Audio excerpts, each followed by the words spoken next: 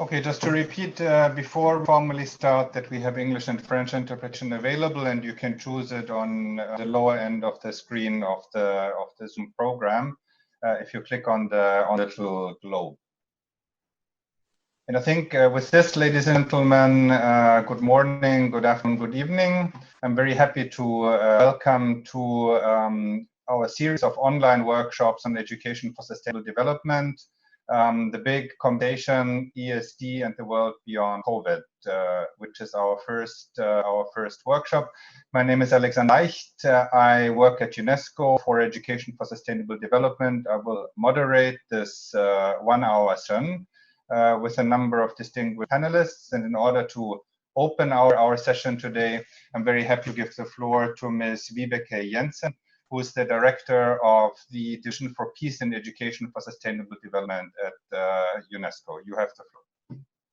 Thank you very much, Alexander, and it's a pleasure to be here. Professor Maria Böhmer, President of the German National Commission, distinguished speakers, participants, it's indeed a great pleasure and honor for me to welcome you all to this first edition of the online workshop series on the transformative power of education for sustainable development for the world beyond COVID-19. The COVID-19 pandemic had a tragic impact on human life around the world. It has challenged structures of our societies and our ways of life. But at the same time, this disruption also presents a historic chance to redesign our societies and decide to go in new directions. While we have to ensure that learning continues, we need to reflect on what we should learn and how we learn best to build a sustainable future. Under the title, The Big Conversation, Education for Sustainable Development and the World Beyond COVID-19, today's workshop will start a 7-month-long conversation through a series of workshops leading up to the UNESCO World Conference on Education for Sustainable Development, which will take place next May in Berlin, Germany. And we need to ask the big fundamental questions on what kind of world do we want to live in beyond COVID-19? And what is necessary to rebuild and recover in a more sustainable and equitable way? Achieving sustainable development requires a change in the way we think, act, and consequently a transition to sustainable lifestyles, consumption, and production patterns. Only education and learning at all levels and in all social contexts can bring about this critical change. Therefore, the question on the role of education, and particularly ESD, to promote the sustainable transformation needed should be addressed this series. The new global framework for ESD for 2030, which will be formally launched globally at UNESCO World Conference in May 2021, as I said, in Berlin and Germany, seeks to further strengthen the contribution of ESD to all 17 Sustainable Development Goals. Building on ESD's work in equipping learners with knowledge, awareness, and action for sustainability, ESD for 2030 will place particular emphasis on the importance of individual and societal transformation for sustainability and the contribution of education to the survival and prosperity of humanity. I strongly believe that education is the one powerful tool we have to invest in to reach lasting change. The effects cannot be seen immediately, but in the long term. It will be the main driver for a sustainable future, cross-cutting through all 17 SDGs. And let us not miss this opportunity to have a lasting positive impact on learners worldwide and the one planet that we share. I wish to thank you all, participants across the world, for joining this workshop and hope that discussions will inspire your work as multipliers throughout the next 10 years in the framework of ESD for 2030. Because despite the many hurdles, now is time for action and change. I wish to take this opportunity again to thank the German Federal Ministry of Education and Research for the generous contribution and partnership in organizing the series of workshops. And I would also like to extend my gratitude to Professor Maria Böhmer and the German National Commission for the strong and continuous support. So thank you, and I hope you will all enjoy the conversation this afternoon. Thank you. Thank you very much, Ms. Jensen. Thank you very much, Vibeke, for your opening remarks. We are organizing this workshop and, in fact, a series together with our German partners, with we also organize the ESD World Conference next year. So Ms. Jensen's opening will be followed by a welcome message from the President of the German Commission for Unesco, Professor Maria Böhmer, and I invite the welcome message now. Dear Assistant Director General, dear colleagues and speakers, dear participants, on behalf of the German Commission for UNESCO, I'm delighted to welcome you to this online workshop series on ESD and COVID-19. I also extend a warm welcome to all of you on behalf of the German Federal Ministry of Education and Research, who asked me to jointly represent the German partners this morning. I want to thank UNESCO and the Federal Ministry for the continued and very successful collaboration in preparation of the UNESCO World Conference on Education for Sustainable Development in Berlin next year. It will officially launch the new UNESCO framework ESD for 2030. We strongly believe that ESD is more relevant than ever. We are concerned that the global shock induced by COVID-19 might delay efforts to promote ESD. In particular, with large numbers of both formal and informal learning spaces being closed or restricted, we need to adapt quickly to ensure that the impact of ESD is not diminished. It is on us to use this historic moment to strengthen our messages around ESD, and we are convinced that ESD for 2030 will provide us with the opportunity to do so. I would like to take this opportunity also to congratulate UNESCO on developing this excellent new framework, ESD for 2030. In visionary ways, this new framework anticipated many of the key challenges becoming even more apparent through the pandemic. We therefore second the Assistant Director General highlighting the critical importance of ESD in times of crisis. The transformative power of ESD will allow us, both institutions and learners, to actively shape a future that is built on a more sustainable and just world. The transformative power lies in creating empathic learners with critical thinking skills. Together, those both two qualities lead to the empowerment needed for action.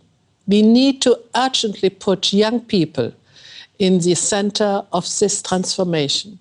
We need to give them the opportunity to actively contribute to rebuilding more resilient systems. The National Platform on ESD in Germany has recently adopted a resolution on ESD and Corona. This resolution was initiated and coordinated by the National Youth Panel for ESD. This is just one example of how we continuously work towards engaging young people in decision-making processes. In this way, we enable them to drive ESD implementation forward. We need to ask ourselves how we want to live and which priorities we want to put forward. The pandemic has shown that we need to build strong communities, promote solidarity both locally and globally, and foster a high tolerance for ambiguity. We strive to further promote these values. We strongly believe that ESD will help us achieve this goal together.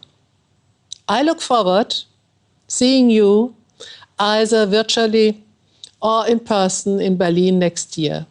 Enjoy this first and the coming workshop. Thank you very much. Thank you very much for this welcome message from Professor Maria Böhmer, President of the German Mission for UNESCO. And again, thank you to our German partners for co-organizing this workshop, which, as has been explained, is part of a series where we want to discuss and raise questions that are relevant to sustainability, to education for sustainability, and for human planetary well-being overall. Questions such as, what world do we want to live in beyond COVID-19? Questions such as, how do we get to the world? And thirdly, what role does education have to play in this whole effort? I'm very happy to be joined by a series of very distinguished speakers, and I will briefly introduce them here. We have Satish Kumar, a long-standing peace and environmental activist and the previous editor of Research and Psychologist Medicine magazine, and the founder of Schumacher College. We have Professor Zul Abdul Razak, the rector of the International Islamic University of Malaysia. We have Katsutoshi Hori, a climate activist and member of Climate Youth Japan. And we have Ms. Maya Göpel, Secretary General of the German Advisory Council on Global Change. I'm very happy that you have joined us today for your inputs. This first session of the series of workshops, this first 1 hour session of the series of workshops, is really about raising questions. And I invite all the participants that are following online to raise their question through the Q&A function in the Zoom program. And whichever question we are not able to respond to today, we will try to address in the course of the workshop series, which will run into next year. And with this brief explanation, I would really like to very, very warmly welcome our keynote speaker today, Satish Kumar, who has spent many years inspired by, coming originally from India, inspired by Mahatma Gandhi to promote peace and sustainable development and environmental awareness across the world. Now based in the UK, we're very pleased and honored that you're able to join us today. And we're very much looking forward to your remarks on the big picture. What does the pandemic mean for us and for our educational efforts? Satish, please, I give you the floor. Thank you very much for your warm welcome. And I would like to congratulate UNESCO and particularly the German wing of UNESCO and the federal government of Germany for sponsoring this wonderful event to talk about post-COVID sustainable education development. Now, for me, COVID-19 is a cry from the earth. It is a voice of the earth. Somehow, human-nature relationship in the past century or even more than century, 200 years, has not been very healthy and very strong. Somehow, in our educational system, we have come to believe that nature is out there separate from humans. The mountains, the animals, the oceans, the forests, and the birds, the wildlife are nature, and humans are separate from nature. In post-COVID-19, the sustainable education needs to change this worldview. We need to educate our young people in schools, colleges, and universities that nature and humans are not separate. We are nature. And because we are nature, what we do to nature out there, we are doing nature to in here, to ourselves. We are made of the same elements as everything: earth, air, fire, water. We are made of those basic elements. And animals, forests, mountains, everything all nature is made of those basic elements. So the first and foremost transformation I would like in our universities and colleges to make the education sustainable and education for sustainability, I would like to change this worldview. And I would like to say that new post-COVID-19 worldview educational system should be that humans and nature are one. We are connected, we are interdependent, there's no separation, there's no disconnection. And the moment we change that worldview, then we will see that nature is not simply a resource for the economy. At the moment, our educational system teaching us, young people especially, but everybody, that nature is a resource for the economy. So the forests are there for human beings, for our economic growth. And the land and animals are there for our economic growth. So we are using nature as a resource for the economy. I want to change that. I want the education for sustainability to think that nature is not merely a resource for the economy. Nature is a source of life itself. And we are nature. Nature means to be born, birth. We are all born. So nature is the source of life, or nature is life itself. So this changes the means and ends. At the moment, production and consumption has become the end goal of our civilization. We think that economic growth and more production, more consumption is the goal. And nature and humans are instruments to make more production and more consumption and more economic growth. So humans and nature have been turned into instruments. Humans and nature have been turned into means to the end of economic growth and production and consumption. That must change. And this is a confusion of means and ends. The end should be protection and well-being of planet Earth, our precious and glorious planet Earth, and well-being and happiness of human community, and the production, consumption, economy, profit, business, all this should be the means to an end. So this confusion of means and end must change if we want to make education for sustainability. This is the most fundamental transformation of our mindset, a most fundamental transformation of our worldview. This is a new civilization, new culture, new paradigm thinking that we have to adopt. The moment we change that, then nature is not only there for human benefit. Nature has intrinsic value. Nature is good. Forests are good not because they are useful to humans, but forests are good in themselves. We all talk about human rights. That is wonderful. We all believe in human rights. We must respect and we must kind of honor human rights, but also we have to accept the rights of nature. The forests have rights. The oceans have rights. We have no right to pollute our oceans with plastic, more plastic, and more plastic. Our oceans are full of plastic. Our land is poisoned. Our forests are being cut down more and more. So the reason we have this coronavirus and COVID-19 is because humans have been encroaching more and more and more wild land, and biodiversity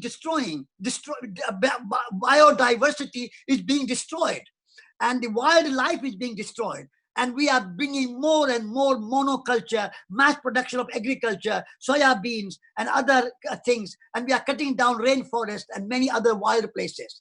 So we need to live within our means. We need to live elegantly, simple life, good life, beautiful life, happy life, abundant life, but no waste, no pollution. This is the motto of sustainable education, that humanity should not produce any waste and any pollution. Like in nature, there is no waste. In nature, there is no pollution.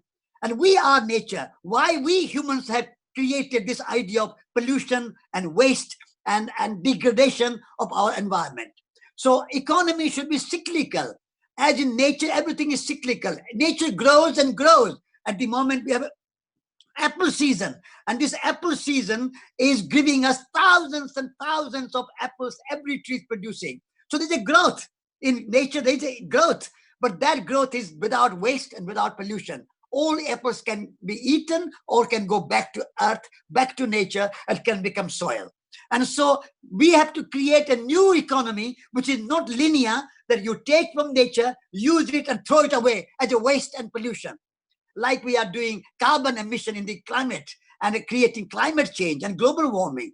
If we have a cyclical economy, then everything we take from nature, we use it for our satisfaction, for our fulfillment, our good clothes, good food, good housing, good everything. But then it should go back to nature, and nature can renew itself, revive itself, rejuvenate itself.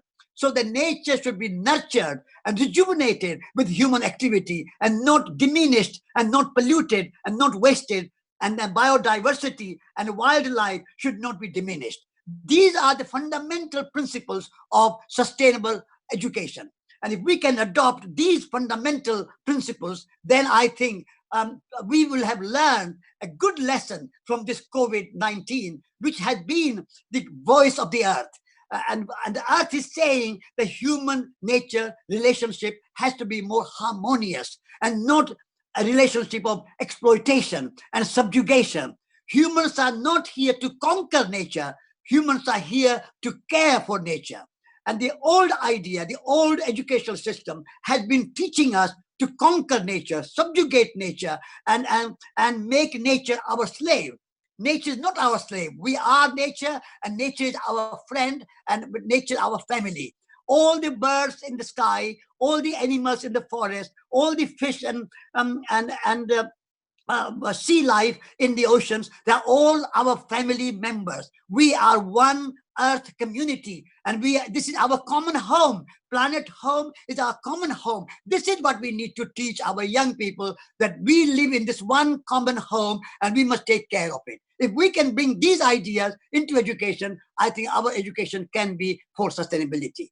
So these few words I am giving you, and we are running Schumacher College with these principles. So if you would like to take more interest in this, you are welcome to look at Schumacher College website, and you are welcome to attend some of our courses to go deeper into the Gaia theory, the deep ecology theory, the unity of life theory. These things are pertinent. So we are providing at Schumacher College education of head, education of hearts, education of hands, holistic education. So sustainability is about holistic thinking. So education for sustainability has to be holistic. These are my few words to you, and I would like to say I'm honored and delighted to be part of this great UNESCO webinar on sustainable education post-COVID.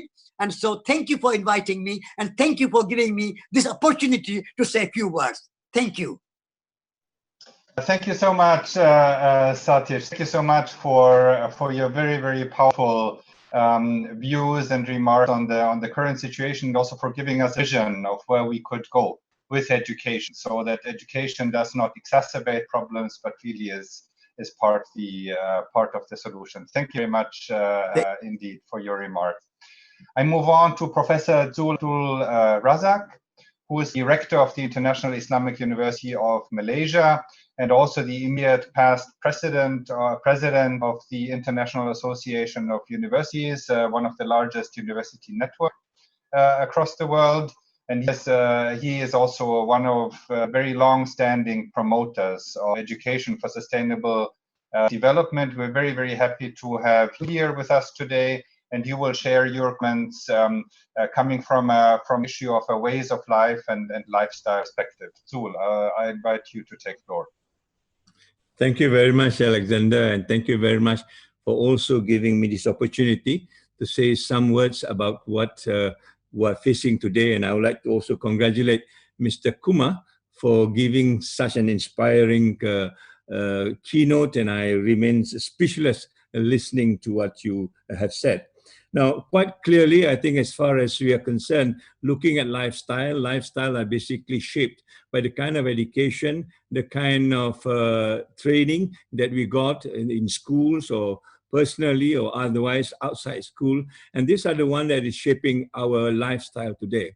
And as Mr. Kumar has said, why we end up in the way we are, basically that's a kind of lifestyle that has been promoted based on production, based on consumption, based on exploitation, based on ownership.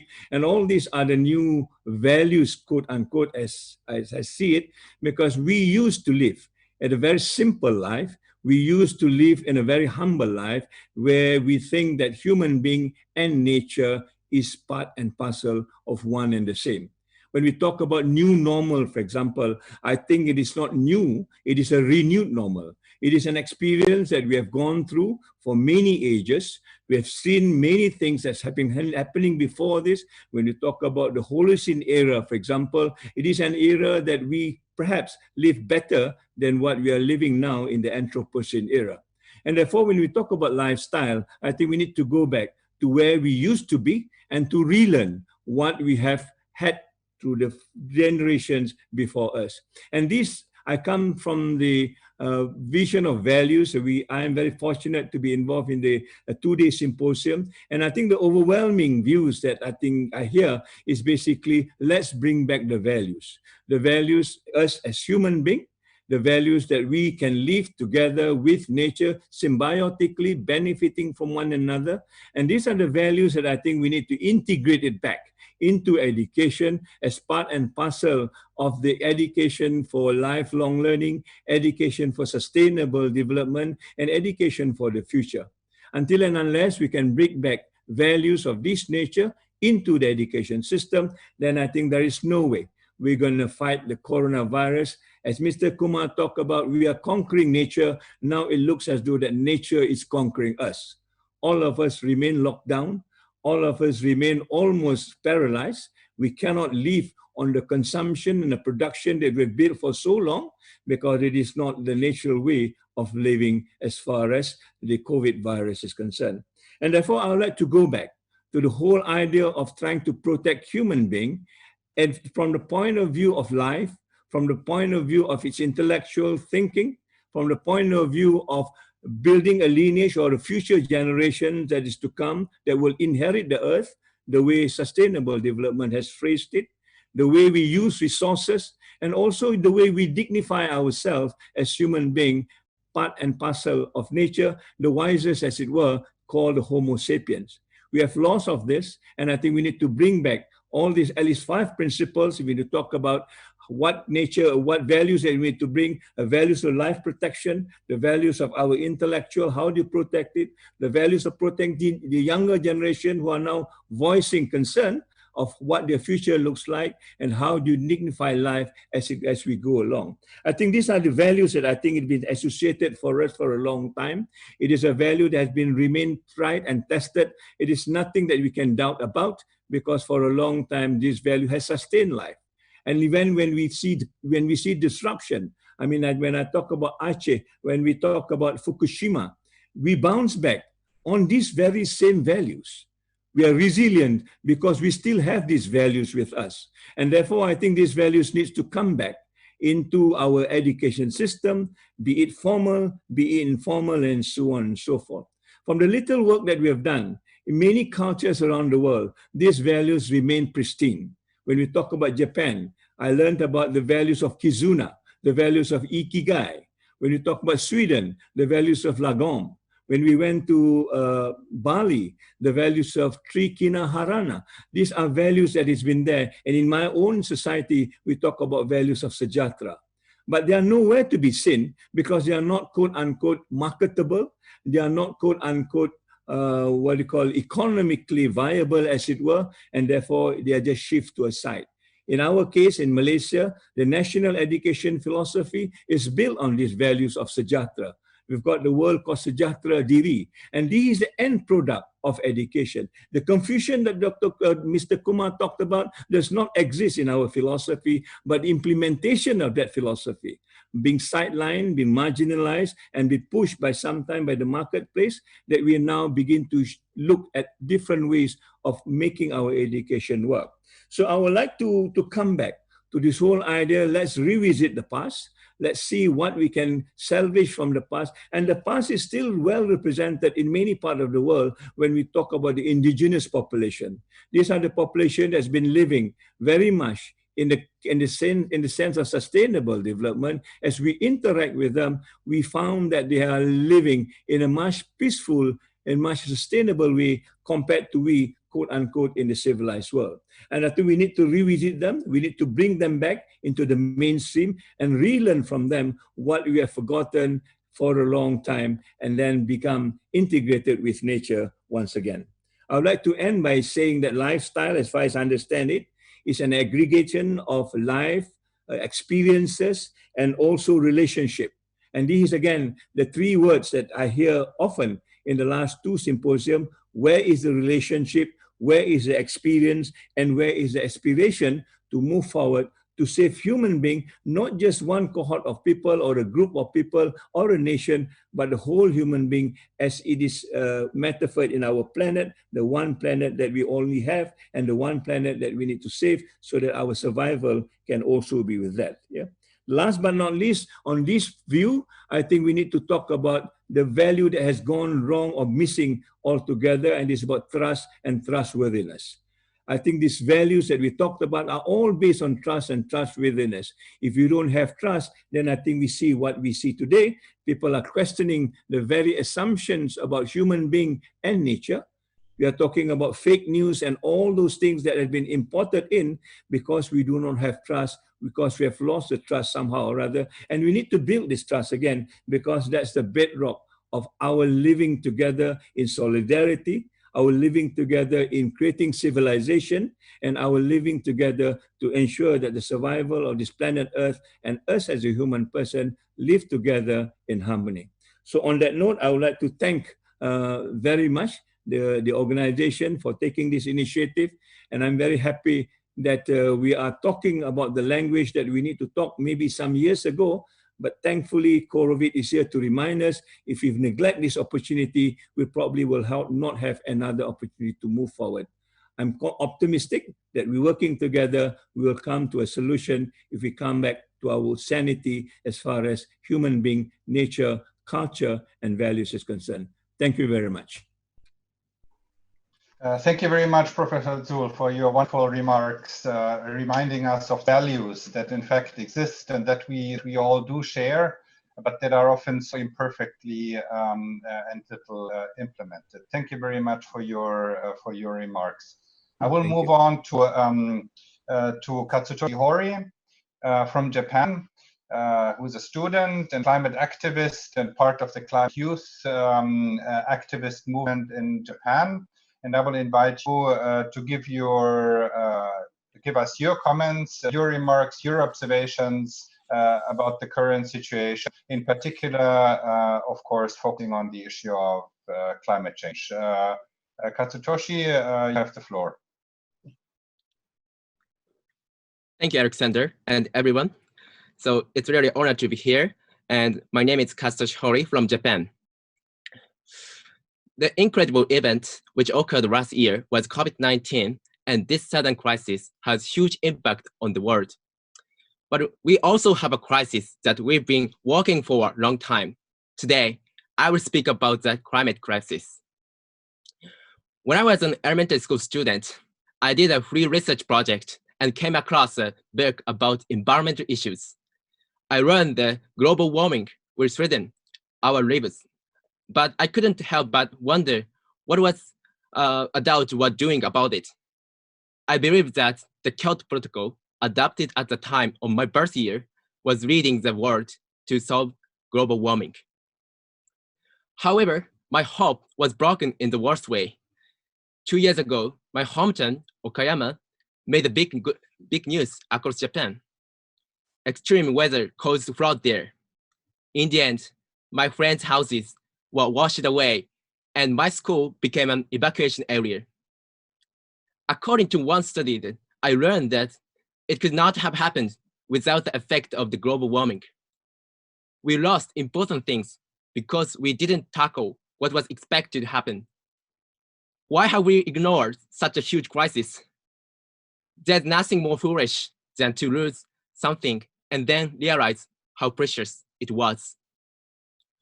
Of course, we know that some governments are working on this, but none of them are doing enough. IPCC reports that temperature could rise by 1.5 degrees Celsius over the next decade compared to pre-industrial level, and the world will suffer from catastrophic damage. When I talk to some policy about the shifting to the renewable energy, they just gave reasons why they couldn't and didn't make an ambitious effort. In the COP, I also saw some diplomats putting their country's position and interest and not cooperating with climate change solutions. I would like you to think about what we must do done in this urgent situation, not what we can do. We must think about how we talk constructively and take steps to address these global issues. I also have to mention about the misinterpretation that climate change has been improved by COVID-19. Some news report air pollution and carbon dioxide emissions have been suppressed due to the crisis.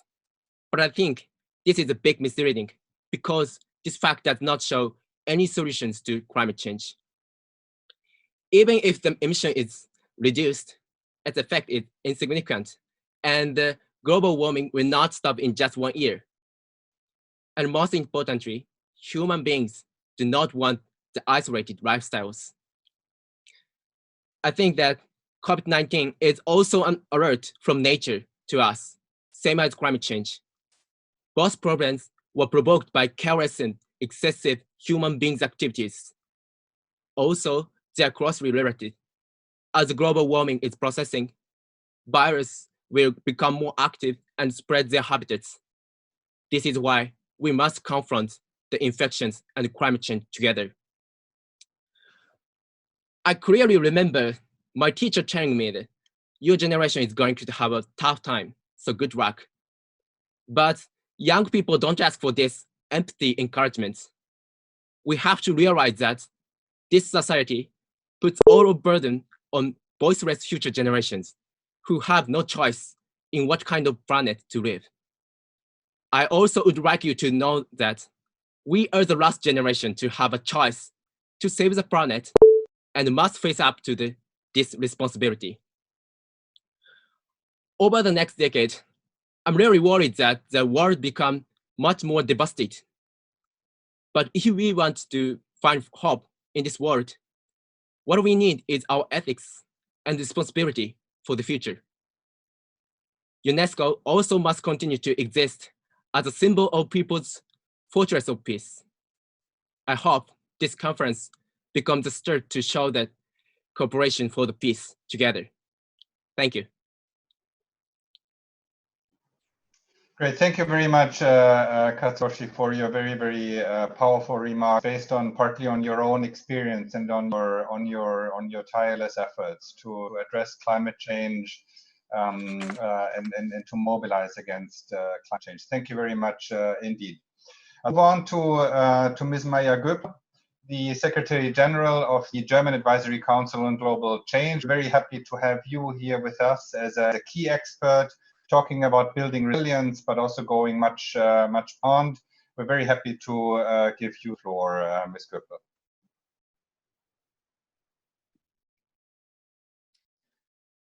Yes, hi, thank you very much. I don't know if someone's sharing my screen right now. Because that would need to stop because my notes are somewhere underneath. Okay, just hold on for a second. We're trying to solve that.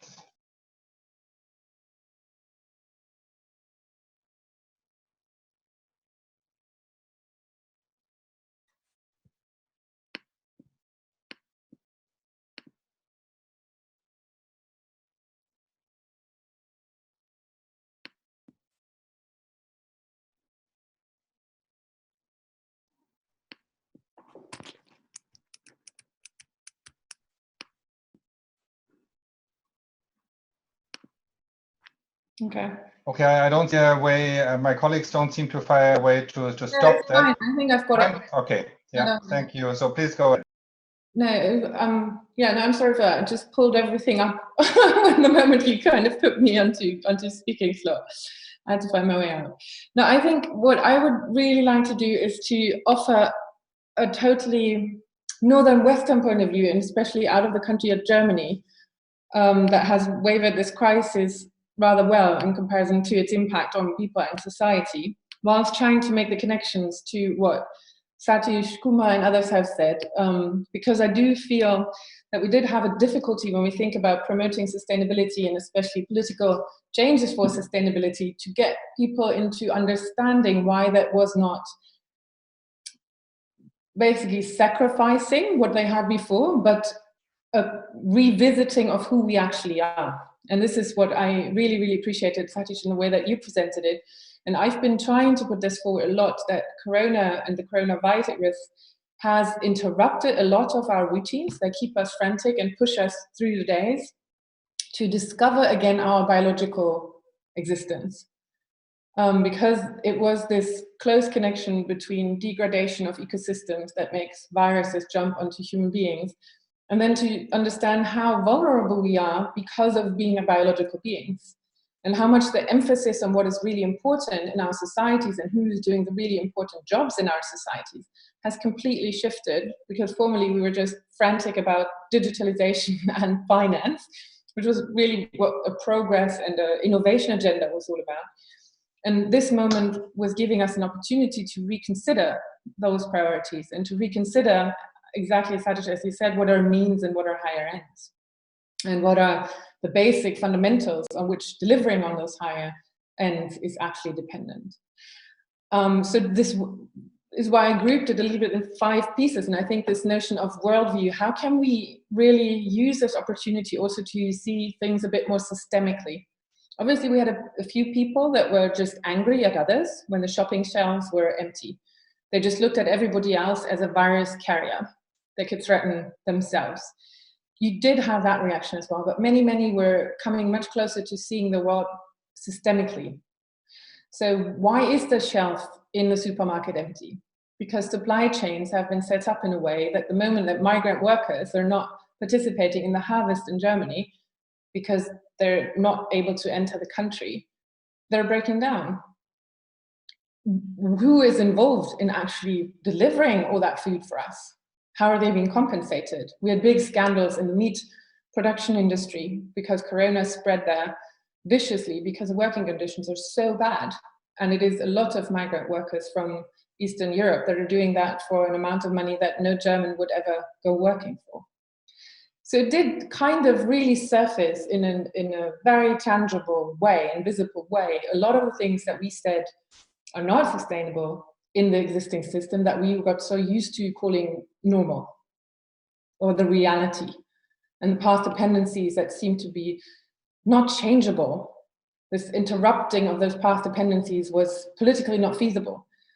And so a lot of what people that are contacting me are saying, this has been the proof that a lot is possible if the political will is there. And at the same time, we still, obviously now, with people staying at home, demonstrations not being allowed, etc., are feeling a bit like they're on the receiving end of decisions on the government side about how to deal with this. What is going to be the investments of the amount of money that we're taking? And you see quite a lot of polarization about this notion of, we see this crisis as a possibility for more sustainability. And a lot of people are saying, unless their job is being, like the people working in cultural productions or in arts, they obviously have been hit hardest because they don't really get anything that we call Kurzarbeit, which is the compensation scheme for a lot of other people in fixed employment that can stay at home and get 67% of their former wages subsidized by the government. But those that are falling through those cracks, they feel a low threat, but others are reporting that they actually like having more time. They actually like being more at home. They actually enjoyed having those walks outside, which was a kind of compensatory measure from staying inside so much. Once the housing was more or less big enough, being with the family wasn't so bad. So it really, really brought a lot of awareness about under which conditions do we feel well, And how much is that not tied with massive consumption?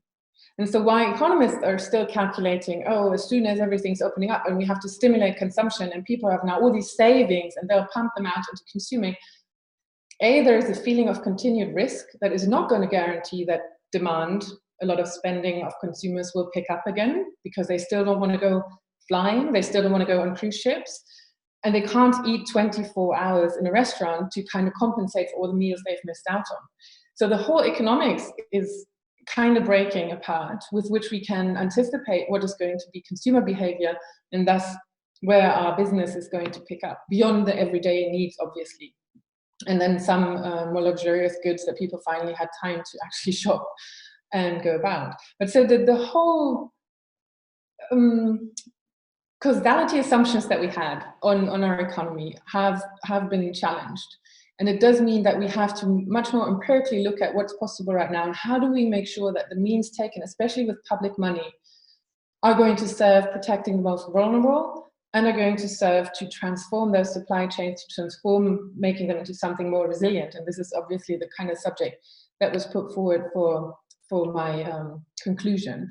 So this compass, to be really clear, what is the priority sectors, but also the priority investments, in order for us to guide through a stormy weathered future, because we don't know yet when anything that you can plan reliably is going to pick up again, and have a very clear view that not all countries, I mean, Europe being very tightly connected, it's a big discussion now how different recovery will be in the different countries, and how some people will be impacted much more than others. And we're not very good at looking at the global south and other places where people are just hit directly because government can't even afford to bring out this money. And we have very little discourse. I find it very shameful about other ideas that are being brought forward, about UNDP putting out an idea about a basic income that could be financed through debt cancellations for the first 3 billion in the world, or the IMF could be allowing for special drawing rights. But all of this really does not have much of a place in our discussions here. And this is something I find embarrassing from this point of view. But we do have a lot of discussions about protests. And since the polarization, that's my last point, has been mentioned, I think from educators and communicators, understanding what is the fear that leads to the polarization arguments is exactly where we need to go. And this is why I think the frameworks, and I've been promoting this a lot, because now everyone says, oh, the digitalization of our schools has to be even faster. We've seen this now. People have to be able to learn at home, and students have to be taught at home. It's like, what are they being taught? And how is this embedded in the wider notion of what are the skills and the values and the possibilities to work with different perspectives, the possibilities to understand a different point of view, not get into hostility, and not get just frightened and shout back, but to invite a conversation about what's the deeper drivers of the antagonism. And we do have a lot of studies, More in Common, for example, is one of the institutions that are trying to see what is actually the opinion of the ones that are not shouting. Because we give so much attention, especially in the media, obviously, because they love it if people get antagonized. They love it if they fight because of news factors. But that means we have got the polarized voices as a minority in our society dominating what the political space is within which our governments can act. And to much more look at what is the majority saying that keeps more quiet. And there was a very encouraging study just last week that 68% of the Germans are now saying they actually feel confident that their democracy allows for them to weather crises. That's an up for 14% compared to pre-corona. That there is a willingness to collaborate and to work together. And so how do we strengthen that awareness, that attention, and kind of pull away the energy from the ones that are just making it very hard and very difficult because they're very loud and very drastic. And this is, for me, an integral part. How do we educate? And I think the framework is a massive step forward to really make sure it's not about just learning how to use and be very good users of digital technology and hardware, but a much more broader idea also, how do we use a technological revolution as part of societal change to really make us meet the sustainability goals we have. And at the same time, to also really train ourselves in dealing with the kind of conflicts that a dismantling of the old routines and old path dependencies is going to bring with it. because transformation times are very political times. They have a lot to do with fear of loss and a lot to do with seeking of identities that will allow for me to let go without feeling I'm at high risk. And this is for me something where I'm trying to understand right now what's the role of communication, of science communication, of media communication, and obviously of education, not only in schools, but whichever bit in society we are enabling people to become the stewards of that kind of transformation and feel courageous to speak out on what they've seen, courageous to go against what is still the kind of narrative of what needs to happen, and courageous to hold out a hand to say, I want to understand you, instead of just hating you, as we've got it now in social media, as a very, very worrying development. So those would be my views on what is resilience. It is really about a society to be able to renew itself and not to just buffer a shock by jumping back to, we're talking about building back. In the EU, we had a discussion about this. And then they sometimes add a better, so building back better, but it still makes us look to the past as the kind of ideas that we hold that should guide the future. So how do we build forward? I think this is why the work in the Unesco on anticipation and futures literacy and all of that is really, really crucial to bring there as well. And this is what resilience is, that you react to a shock in jumping forward in a way that allows for stability of the functioning of the system under the changed circumstances you're in. Okay. Okay. Thank you very much, Ms. Goepel, for the very rich remarks that touched upon many different issues, but also showed some reason for optimism and some reason for hope. For example, through people disconnecting well-being and consumption and not making that strong action anymore. We have a very few minutes left, and wanted to just take the opportunity to make one more last quick round among the panelists, asking them really to just make very short remark.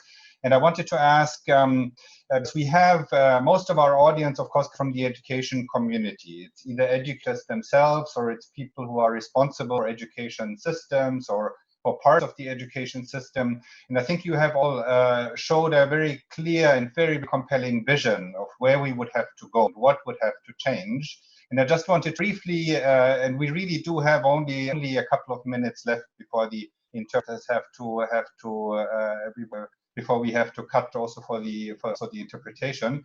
I wanted to hear from you really, what would you recommend? What is the one thing that we would have to change in education in order to make sure that education more fully contributes to the vision that you have all laid out and to the positive trends that you have also laid out? And Ms. Satish, I could start with you, asking really for very short remarks. Satish, you need to unmute microphone. Yes, is it for me? Yes. Okay. Please. One thing I would like to see changing, our education for sustainability, to make education more than education of brain. Our teachers should see our students not just a brain, but whole body. So we need to learn to, like just now we heard, that we are dependent on cheap labor from Eastern Europe to come and produce food in Germany. Germans, British, French, Americans, everybody in the world need to learn to use their hands, grow food, build houses, make things, and give dignity to labor, dignity to manual work, dignity to hands. If we don't teach our young people to use their hands, only use their brain, and depend on imported labor from Eastern Europe or Turkey or Africa or somewhere far away, that is not going to be sustainable. So we need to change education and make education of head, but also education of heart and education of hands. That's the one change I would like to see. Excellent. Thank you very much, Satish. The same question to Professor Zuhl, please. The one change in education.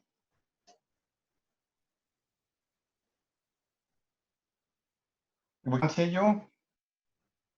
We need to unmute. Okay.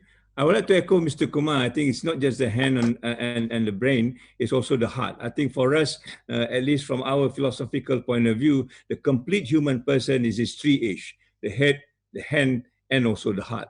And I think the heart is perhaps what is now under threat when we talk about mental, what we call health, a question of emotional issues, the resilience that we talked about. Unless we have these coping facilities and been taught in a very formal way, then perhaps you also will be struggling to find our path forward. So I think these are issues, and these issues, Alexander, is not new.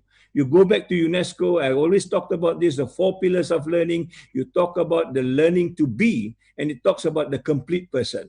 And UNESCO itself has not exerted enough to say that learning to be is one of the cardinal pillars that you need to put in, other than just learning to know and learning to do. And from learning to be, then we learn to live together. And now we are talking about learning to become. So unless we start to exert this on your members, then you will not go into the right path that we are taking. It is not something which is new, is there, but we need to be very assertive on this. Thank you. Excellent. Thank you very much, Tul. Katsutoshi, very brief remarks on this point, please. Thank you. I basically agree with Mr. Kumar because I think that the learning with experience is really important. I was impressed that my class that to analyze the substance of the rain. We analyze the pH and substance, and also that we realize that acid rain and relationship between the emission gas. So we change the lifestyle and choose a bicycle or on foot. I think that problem of Japanese young people is that the cognition of the climate change. They realize the mechanism of climate change, but they don't feel sense crisis of the climate change. So I think that the learning with experience will be helpful to realize the environmental problem more. Thank you. Great. Thank you. Thank you very much, Katsutoshi. And Maya, your last comments on this point, please.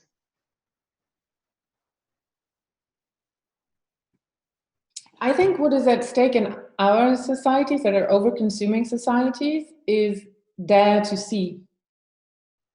And then what follows from that. Is that deprivilegization is something that people have not been good at in history.